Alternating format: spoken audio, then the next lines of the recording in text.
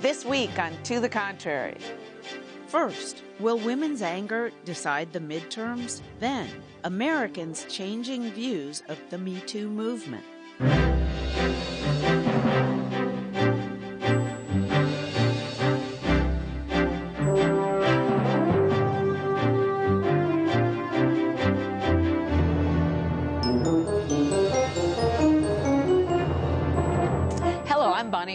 Welcome to the Contrary, a discussion of news and social trends from diverse perspectives. Up first, Election Day is upon us. Yet more than 20 million Americans have already cast ballots through early voting. According to CNN and the data company Catalyst, women are more likely to vote early than men. 56% in Georgia, 54% in Texas, Florida, and Tennessee, and 53% in Nevada. Some analysts say Republicans are voting at higher rates than Democrats. Late this week, Oprah Winfrey came out to campaign for Stacey Abrams, who could become the first female African-American governor. And with 256 women running for the Senate or House of Representatives, there are more than a few races where women are running against other women. The Senate race in Arizona between Martha McSally and Kyrsten Sinema is one. Democratic pollster Celinda Lake says the suburban Virginia House race between incumbent Republican Barbara Comstock and challenger Jennifer Wexton is also one to watch. That'll be a real bellwether for an upscale suburban district. Also a woman-woman race, because in the primaries where a woman ran as a Democrat, 71% of the women won. Where a woman ran as a Republican, only 29% won their primaries. And I think in the end, the Republicans are going to conclude that one of the biggest mistakes they made is not nominating more women candidates.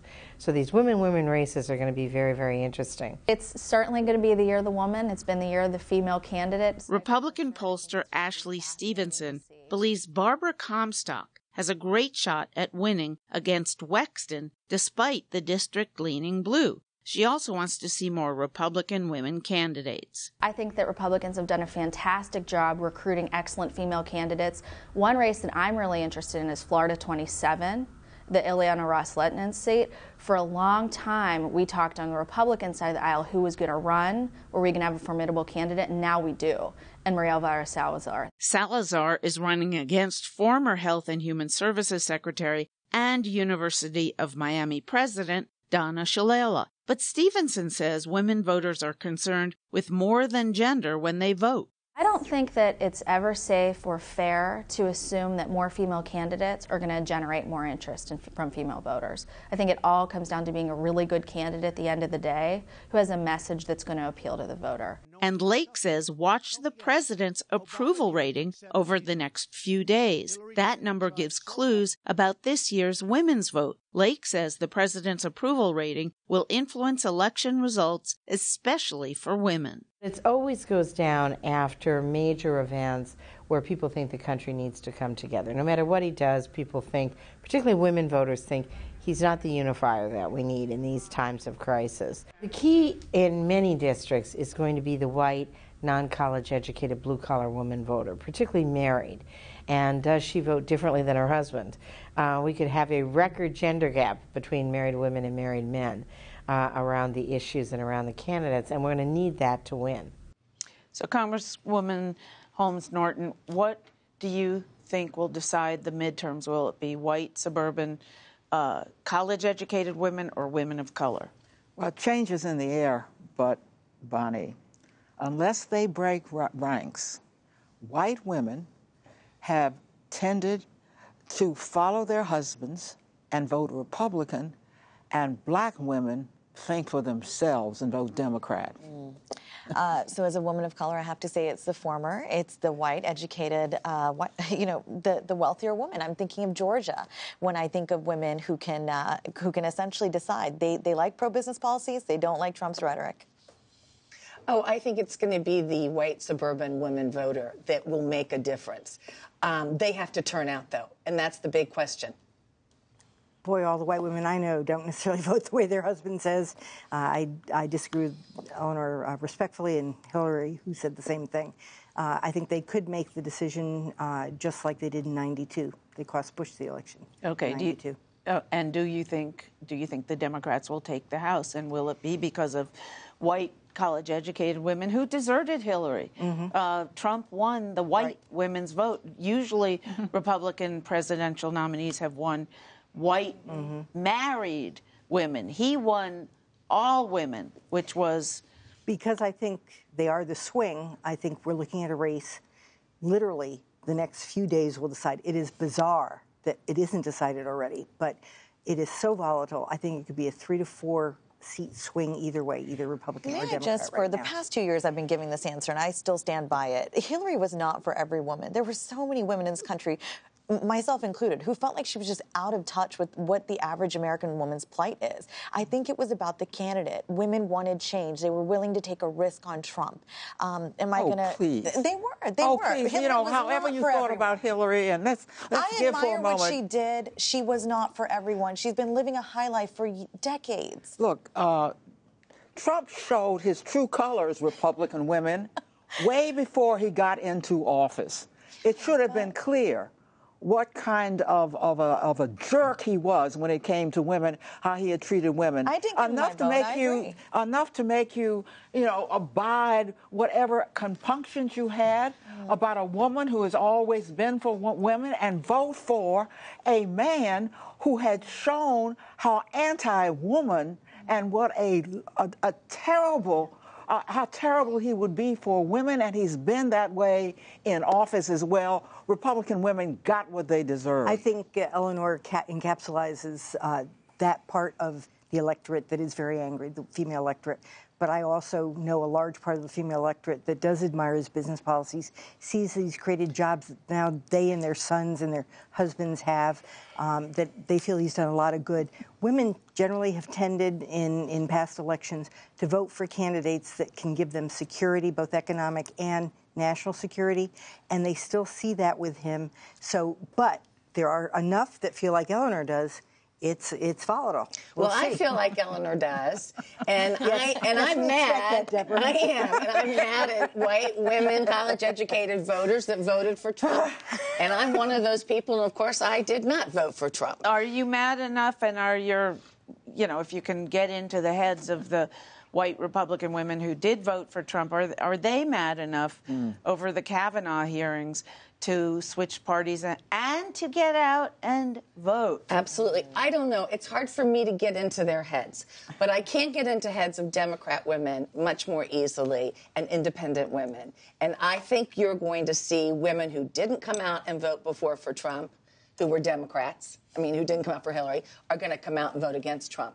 But you have the Mama Grizzlies coming out of the Kavanaugh hearings. The Mama Grizzlies are the women who looked at Kavanaugh and saw their son and saw that he was being picked on. And there is a very large group of women that Democrats might have been able to get, but they were mad. I couldn't believe the calls I got from people that had been on Trump's case for other stuff, and they said, this is disgusting. What are the Democrats doing? They're picking on this guy. He's clearly a good guy. This is trumped-up charges. I was surprised by whoa, that. I was Mama Grizzlies. Yeah. I'm not surprised. No, but there were women who were never Trump. That was the most credible. That were never that Trump. was the most credible accuser you will ever have. Yeah. Oh, I'm sorry. It was all.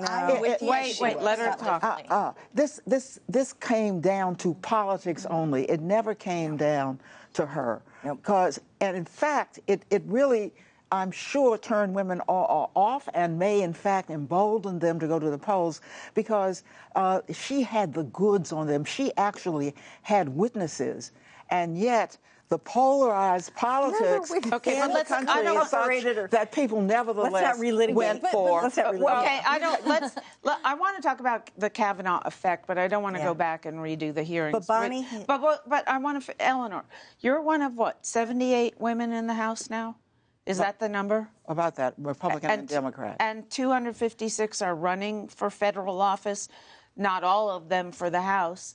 How many more women do you predict will be in the House come January? Well, I believe that what has happened is that women have been so emboldened by Trump and by the Republican Congress. Remember, we have a Republican in the White House and in the Congress, that there are a surplus of women running. So I do think you will see an effect, but when every woman in the country virtually, and obviously I'm exaggerating, when many women get in the race, you're going to see some men win.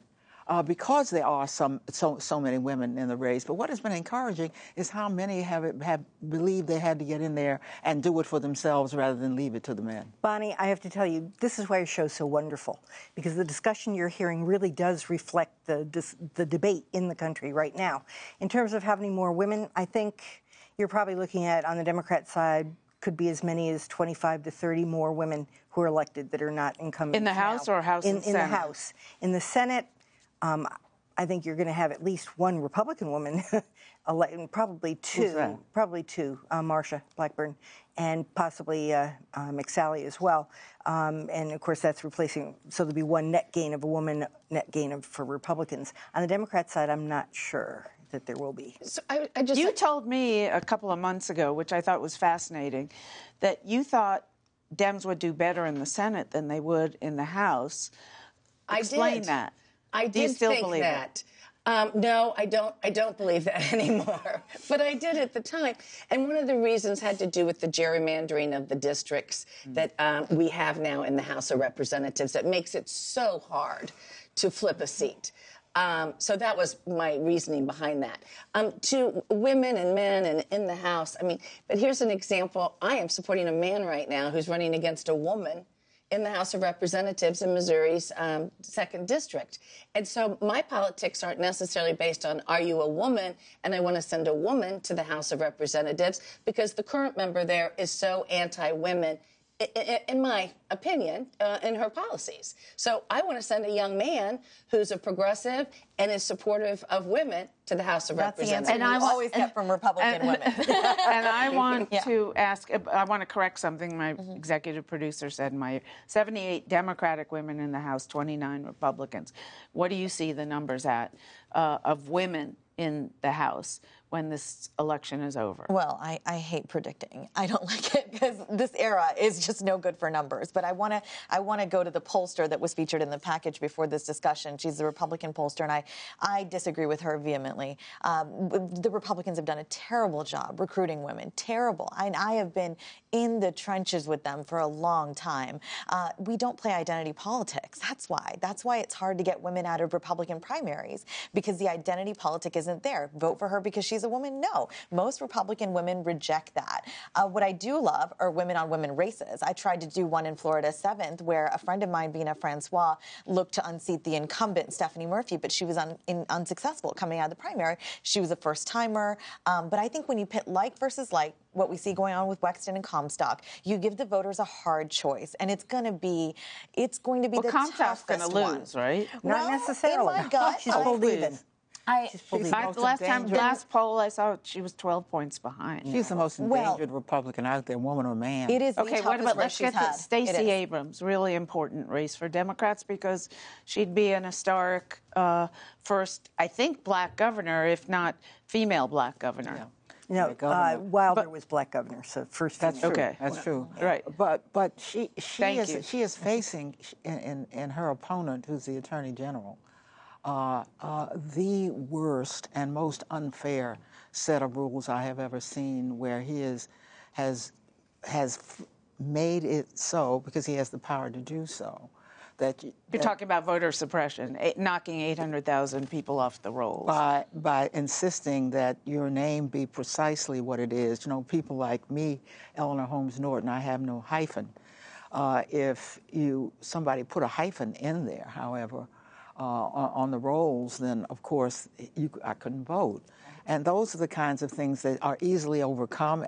They may make you step aside and vote separately and put down why you're voting separately, but they don't have that in this election. Is there time to reinstate any of those? Yeah, exactly. Before the election, is there a mechanism? No, it's going to be all up to the Democrats, Bonnie, to educate these women about, or Bonnie, these people about what to do. I work the election polls every year.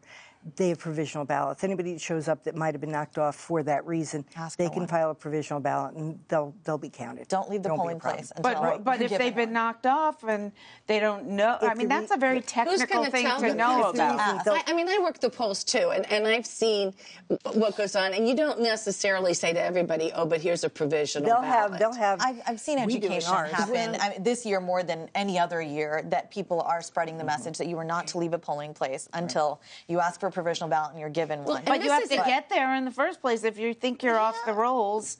And you don't know about provisional ballots, which is a technical thing to know about. My gripe with the sitting Secretary of State, I'm with former President Jimmy Carter, who a few days ago wrote a beautiful piece asking him to step out of that position, because free and fair elections mean that you should have no hand in this. Let's just be elementary about it. This is so unfair and so ridiculous. That's her opponent. Because Republicans are scared down there. They know that women, those wealthy, educated women in Georgia who are white, can cross over and vote for Stacey Abrams. That's scary, actually. What about the Oprah effect? She got Obama elected, as far as I'm concerned. Is she I wouldn't say still that. A powerhouse? Oh, well, she did. She He came was out early. Twice. He was elected yeah, twice. but the first time, she came out early, and I do not underestimate her. I don't know whether you noticed, but all of the three cable networks carried her when she spoke. Of course they did. MSNBC and MSNBC all carried her as if she were the President of the United States. So. Yes, I think she's more powerful than the President. We need her to come to Missouri for Claire McCaskill. All right, let us know what you think. Please follow me on Twitter at Bonnie or Bay or at To The Contrary. Up next, keeping tabs on the Me Too movement. A new NPR Ipsos poll released this week finds Americans are more influenced by party than gender in forming their beliefs on sexual assault or sexual harassment. 80% of men and 73% of women believe those accused of sexual harassment should be given the benefit of the doubt until proven otherwise, a 7-point difference. But the partisan gap is 16 points wide, and it's become wider since the same poll was taken last year. Americans also seem to be unclear on the difference between sexual harassment and assault. 56% of Republicans versus 39% of Democrats agree it's sometimes difficult to tell what constitutes sexual assault. The Me Too movement divides Americans along party lines. 3/4 of Republicans believe the movement has gone too far, while only 1/5 of Democrats say the same. There's a gender gap, too, but it's noticeably smaller. So more partisan than gender-oriented in terms of where you come out on the Me Too movement. How could Americans in this day and age not know that sexual harassment is verbal and assault involves some kind of physical contact? Well, because sexism still exists. There are educated men of all races, ethnicities who think that it's totally fine to talk to a woman a certain way. I've had, neighbors in my neighborhood say things to me that they don't realize are offensive because they have certain privilege, and men enjoy that privilege they have for so long. They haven't had to worry about what they say and how they treat women, because we don't raise our boys up in the society to think about how they treat women. We raise our girls to be more guarded. Don't wear that short skirt. Don't wear that top. We're more at blame always.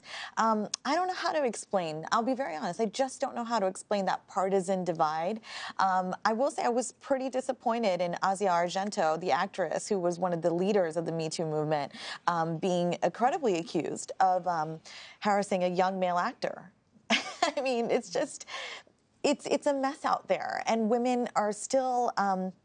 We are empowered, younger women, millennial women. We know that when we step into certain arenas, how to be cognizant of what's happening around us. Most of us are pretty self-aware, but we shouldn't have to be. And I'm proud of the movement for what it's accomplished, because it has touched a lot of industries, let's be honest. Look, Eleanor, could it have evolved in a way that wouldn't have turned the Me Too movement? Could it have evolved in a way that wouldn't turn off all these Republicans? Or is it like... Probably not in this atmosphere, because everything is funneled really into really the worst partisan divide since the Civil War. It's not violent, but it's worse. Me Too movement hasn't gone far enough. witnessed that you had the Google women step forward, and we talked about them previously in this show. And we hadn't heard from them before. And think about how many women you haven't heard from. And the reason is, how do you step forward, talk about something that occurred that was horribly offensive, maybe even be touching, but it occurred in private? Sexual harassment does not occur with witnesses around. So it makes it perhaps the most difficult offense to prove, and it'll always be that way. And that's why we have to be willing to accept women with what they say and not doubt them, and to use circumstantial evidence. Do you think it's evolving to be more divisive than uniting? Well, I think perhaps it just blossoms so quickly that's part of it, but it'll tamp down a little bit, and I think people will come around. But, you know, in this country today, you still have people who believe women who've been subjected to domestic abuse and have the scars to prove it are somehow to blame for their own abuse. So there is still a mindset change that has to be undergone in this country. But the Me Too movement, I think, has been a critical part in getting that conversation started at a much higher level. So I have hope for the future that it will. What impact in this election do you see for the Me Too movement? I think it just galvanizes people where there have been charges of abuse, like with Keith Ellison in Minnesota. I think it costs him the AG race in that case. And there have been some other cases, too, where there have been credible and witnesses of abuse. And those candidates are likely going to go down, and they should. And I think that'll help send a message.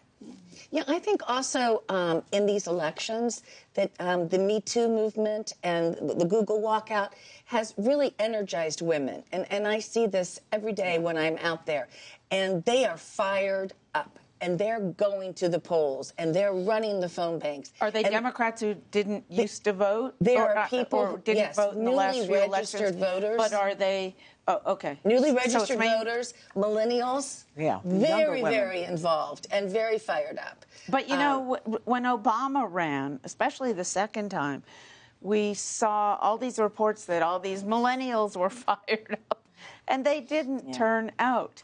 So what makes it different this time? Well, because I think they relate more to, like, Me Too movements and things that they are seeing in the workplace and norms and attitudes that are out there that they don't want for themselves, and they don't want this for their generation. They're identifying with that. They didn't have that to identify with the President overwhelming Obama. Sentiment I hear from younger Republicans who don't like Trump is that he's lame. I mean, he just really is. He's an older white dude who just made a lot of money and gets to be corrupt as heck. And that's what they see what happened. When they didn't get out and vote, they saw what we got. We got Trump. Trump is not the problem. He's a symptom, right? And so, look, I think the Me Too movement is touched by lame. Lame is. I'm sitting here thinking about lame. He's just lame. There are a lot of words that one could use to describe. I've called him many things. But lame seems so because it's mellow. You know, I mean, he's and then, but think of the younger Republicans who actually were excited about where the party was going at some point. I've been a part of those movements, and then when we saw this guy turn up, we know he's corrupt. He's pulling the wool over our eyes in a way that's never been done before. He's offending our sensibilities. We don't want somebody like him in office. We want somebody better that actually is going to try to be patriotic and now for a view, and now for a view to the contrary. Sure. I was at a gathering last night in Northern Virginia, and I was gratified that I knew nobody there. And these were people that were not partisan political, but they were there because of somebody that was speaking that really likes Trump, and they wanted to go. And I heard time and again from the women in the room especially, they were so gratified to be there because they didn't feel they could speak in public or speak even to their neighbors for fear of being chastised for being for Trump. So I think you may have a circle of friends feels one way that are Republican. I have a maybe larger circle that doesn't feel that way. They feel the same way. They feel the same way, it sounds like, because those women didn't want to shout it to the hilltops either. So and they're not shouting it to the hilltops, and some of them will get out here because this race is closer than it should be. And I'm wondering, who are these people? Who are these people? I think there are many Republicans who feel like you do. They may vote for him or stay home. but they feel that their party has been taken over by somebody who really does not reflect them. But there are women out there that see that he's getting results, and that's what they find that's important. It's definitely not the words. I just they wonder hate his words. sometimes They hate his words, but they love his actions. Well, or is it all about the tax cut? No, because No, the it's not tax just cut, the tax cut. well, that It's not shows just that his the tax actions cut. haven't done it. It's not just the tax besides cut. the Congress. The best thing about Trump is he's made it clear that anybody can run for the highest office in the land. You don't have to be a scholar. All right, and on that remember, note, he's self-funded. that's it for this edition. Please follow me on Twitter and visit our website, pbs.org/tothecontrary. And whether you agree or think to the contrary, see you next week. You know, his